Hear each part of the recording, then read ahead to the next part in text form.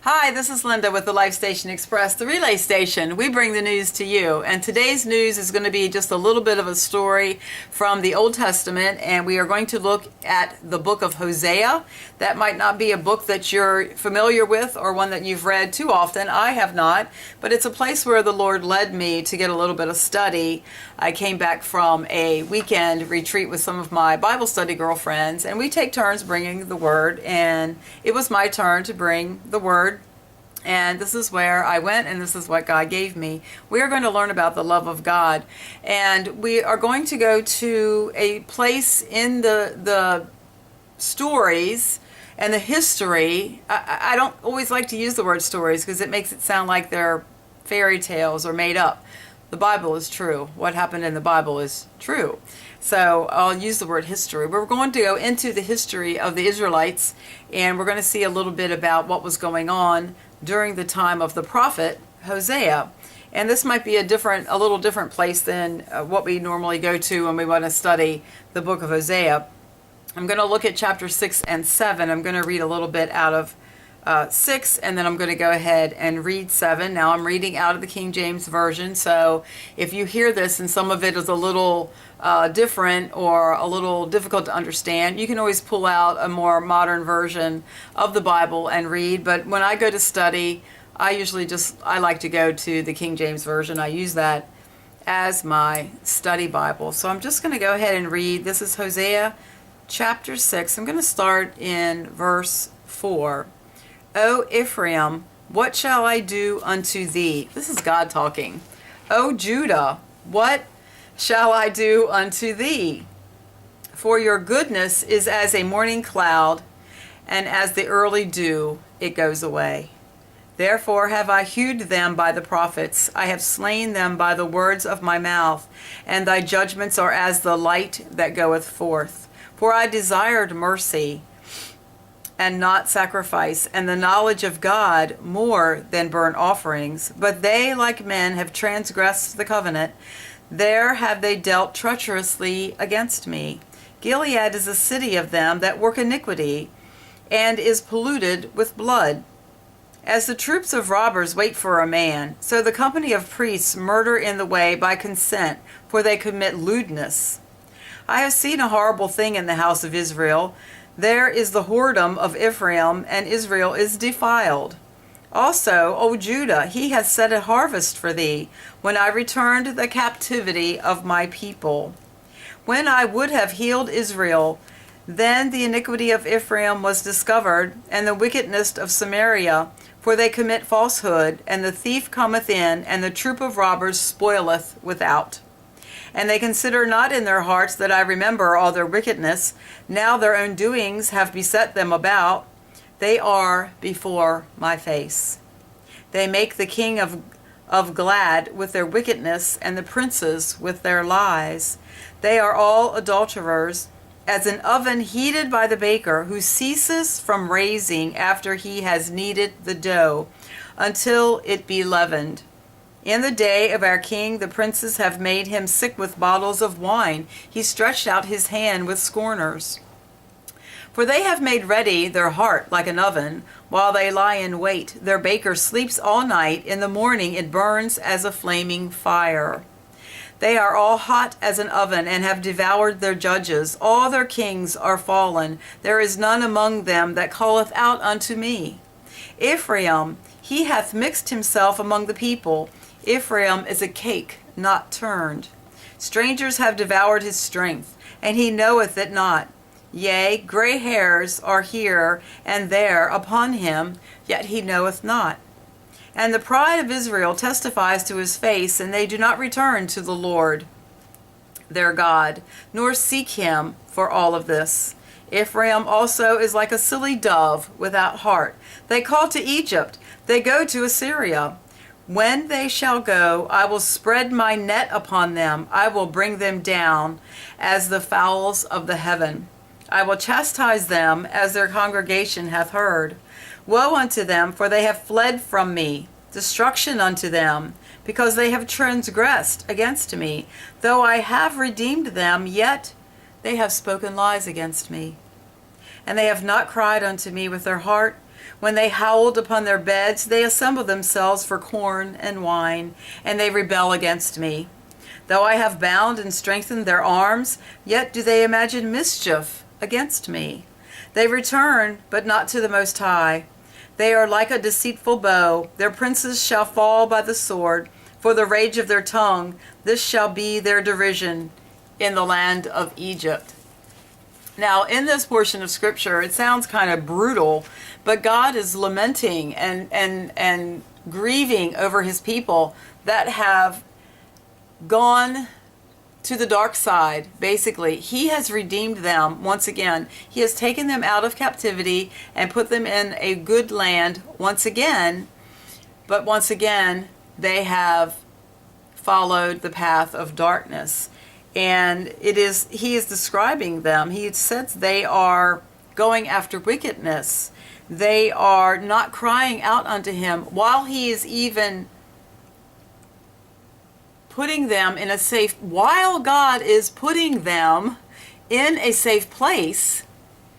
They are looking over here to the dark side. They are looking and longing for the dark side. They are still, they haven't even taken the time to thank God for what he just did for them, taking them out of the land of captivity, taking them away from the hard times. They cried out to him, and he rescued them and redeemed them. He used the word redeemed. I have bought you back, just like Jesus does for us and has done for us. God bought them back and is busy settling them in a safe land, in a safe place. And all the while, they are looking over here. They're looking over there at the corn and the wine. So they want to eat, drink, and be merry. They want all the things the world has to offer. They want the sin that the world has to offer. And they feel like, oh, well, God's just taking us and taking care of us again. Woohoo. Now we can go back out and do the things, that we really want to do. He says, you have not even looked for my mercy. There's blood on your hands. He says, I have seen a horrible thing in the house of Israel. It has been defiled. He goes on to say that they are like a cake that the baker made and just left on the oven. Well, if you make a cake or a pancake, let's use a pancake for instance. If you make pancake batter and you pour the batter in the circle to make the pancake on the griddle, and then you just go off and forget about it, what happens to that pancake? That's what he says these people are. He says they are like, it burns into the more, it's like a cake that's not been turned over. They just sit on the hot griddle and then they burn up. God doesn't want them, his children, to burn up. He doesn't want them to burn and be destroyed one more time. But this is what I wanted to share with you. When we get to those places where we're shunning God, we're just saying, oh, I can do it on my own. I don't need you. Yes, I know you'll be there for me. You always are. It breaks God's heart when we do these things. It breaks God's heart when in the middle of him taking care of us and saving us, we're not even paying attention to him and we're looking over here at whatever vice is calling us, whatever thing is calling us. And if we really admit it, we've all been there. So this is what I really wanted to bring across here, because later on in chapter 7, God says to them, let me find it. I know I wrote it in my notes. He tells them, it is in verse 12 in chapter 7. When they shall go, and he knows they're going to go. He knows it. They're going to go follow their whatever's enticing them. He says, when they shall go, I will spread my net upon them. I will bring them down as the fowls of heaven. I will chastise them as their congregation hath heard. Woe to them, for they have fled away from me. God is willing, while they're going, to chase them down and capture them in his net, just like you would capture fowl, F-O-W-L, fowl, birds. Like you would be a hunter. He says, as a hunter goes, I will go after them. But then while he's even trying to do that, he says, I have bound and strengthened them, yet they imagine mischief against me. They return not to the Most High. I think my point in this mini lesson is, while we are running away from God, He sees us. He knows we're going to do it. He sees us. But in His mercy and in His grace, even after He's redeemed us, before, He will come after us like a hunter, chase us down, put a net over us, and try to keep us in that place of safety. Now, He knows sometimes we find a way to wiggle through the holes in the net and wiggle away from Him one more time. And that grieves His heart. But what I really wanted to see today is God understands what's happening to us. We sit on that griddle and we'll burn up if we don't turn to Him, if we don't allow Him to place us in the place that He has for us, that safe place that He has for us. We are not going to understand or realize that He even has a safe place for us if we're running from Him. And I know many times we run from Him. And if I may speak to those of you who have yet to step into the kingdom through the work at the cross, through what Jesus' sacrifice has done for us, Jesus did redeem us. He did buy us back. And if you have not gone there yet, you are still on the outside. You are still vulnerable to everything that the enemy can bring. Once we step into the kingdom, then that safety net that God has is available to us. It's up to us to do that, and we need to make that decision to do that.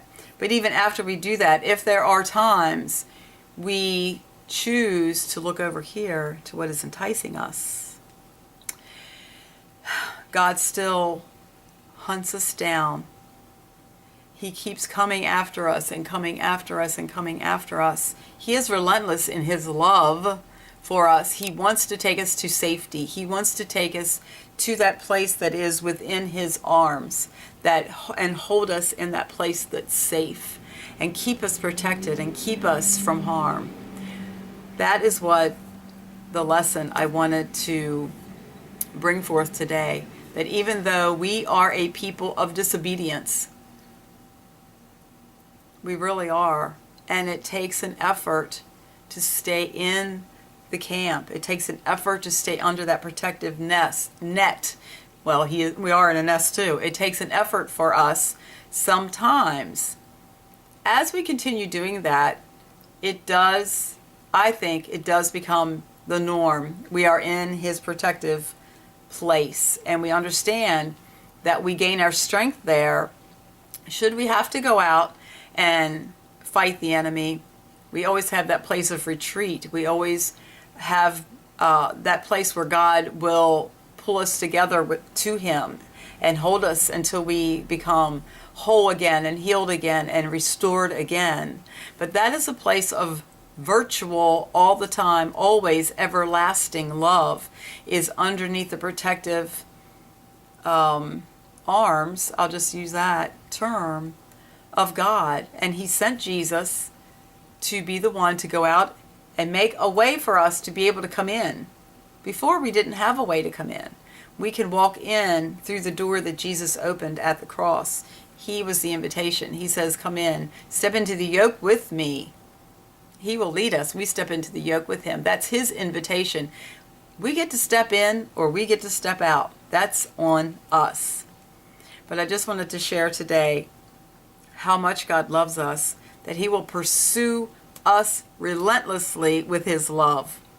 If you feel God pursuing you relentlessly with His love, if you feel His breath on your neck, thank goodness that's not the breath of the enemy, but that's the breath of a loving Father that I think of it like this. If we have say an 18-month-old child that's just learned how to run really, really well, and they just love running and they'll run everywhere, you have to keep your hand on that little child so that they don't run into the street. But what do you do if they head for the street? What do? You chase after them with everything you have. You will tackle them if you have to. You will grab them by the hair. If they're headed to a highway or a street that's dangerous, you will do, as a parent, whatever you have to do to bring that child down and bring them back to safety. It's the same with God.